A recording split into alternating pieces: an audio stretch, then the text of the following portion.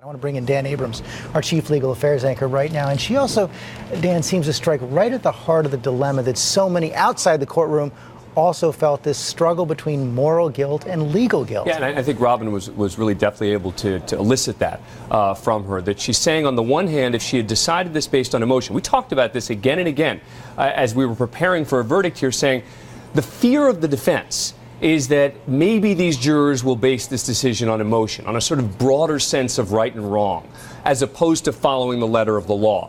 And it sounds like that's the exact debate that Maddie had in her head, which was, on the one hand, she felt that there was moral culpability on the part of George Zimmerman.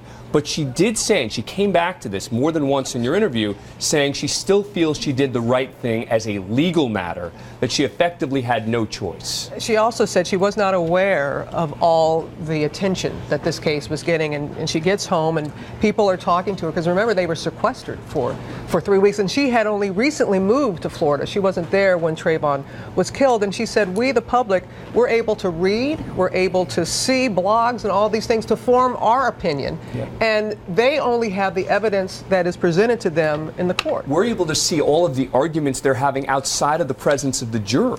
So I think that Maddie came out of this bubble, as did all the jurors, right? They're intentionally sequestered. What does that mean? It means that they are prevented from seeing anything that is going on about this case apart from what they're seeing inside that courtroom. They come out of this bubble and suddenly they say, oh my goodness, look at all these other things that we didn't hear, and look at all the attention, et cetera. And look, you have to wonder how someone like her goes back and friends and family say to her, some of them I'm certain said, you know, come on, how could you have come to this verdict? And I think that in a way this was her way of explaining the thought process, which I thought was very interesting about how she went about coming to this verdict. It's very helpful to hear that. Thank you, Dan. Yeah.